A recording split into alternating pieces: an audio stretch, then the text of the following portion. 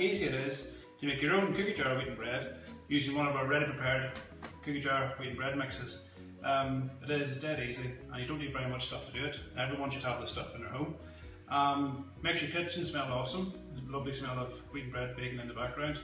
And yeah, it's just dead easy. Now, you don't need much to do it. All you need is your bag of wheaten bread mix, which you kindly bought in our shop. Thank you very much for that. And a bowl, spoon, a tin which you've greased, ready for the oven. 400 millilitres of water, and that's it. And oil, just two tablespoons of oil. Now, if you come over here, I'll show you how to mix it all together, and we'll stick it in the oven. Now, before I start, remember to have your oven preheated to about 205 degrees, okay? Now, first things we'll do is grease our tin. This spray oil stuff's quite handy, but you can use a bit of butter, a bit of oil, but this here's handy.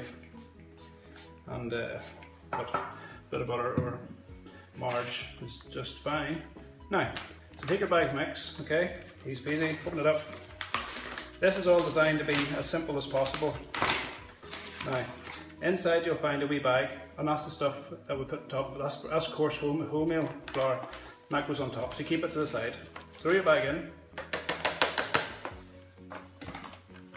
Get your 400 millilitres of water, tip it in. Take your tablespoon and your oil. Put in 2, 1, 2, leave it for that.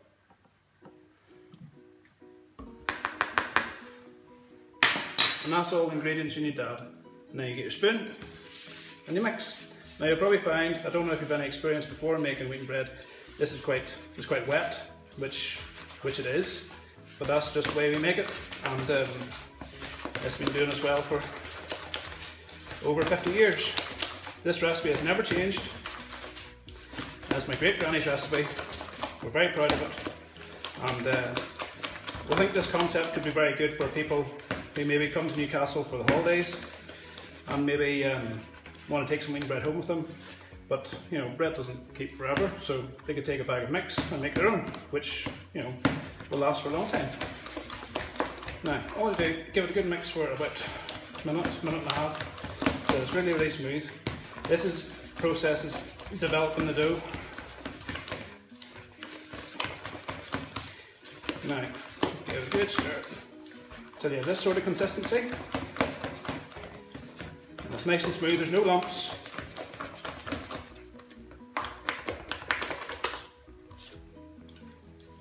There we go. That's good. Now, tip it into your tin.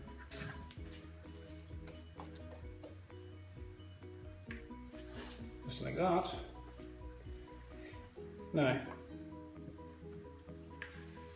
it doesn't have to be a tin like this shape. You could add things, you could add dates, you could add nuts, you could add seeds. It's up to you. That's the beauty of making your own. You could adjust it, make it your own. There we go. Now, if you're wondering why I'm not adding buttermilk, it's because there's buttermilk powder in this here, which makes it handier for you. There you go. That's that done.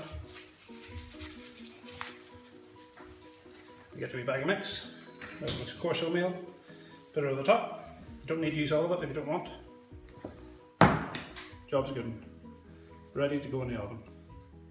Now with your mix prepared in the tin, coarse wholemeal on the top of it, well, if you start in your preheated oven. So it's 205 degrees or thereabouts. Fire it in, and 50 minutes to an hour, maybe just over. It just depends on your oven. Everyone's oven's different, but I'd recommend looking at it about 50 minutes time and seeing is it golden brown, and sort of firm to the touch. It might take closer to the hour. Depends on your oven. Okay, so we'll come back in an hour's time to see how it's doing.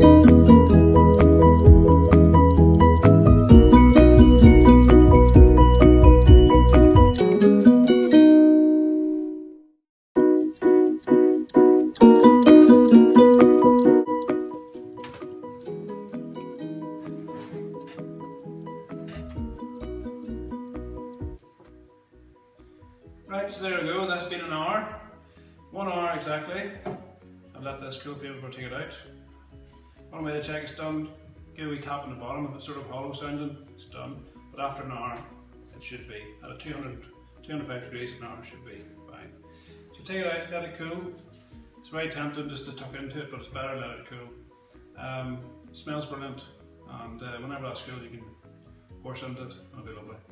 Now remember, you don't just have to use a tin. You could put it into wee muffin shapes and do wee small ones. You could make a loaf with dates and fruit in it, maybe nuts, seeds.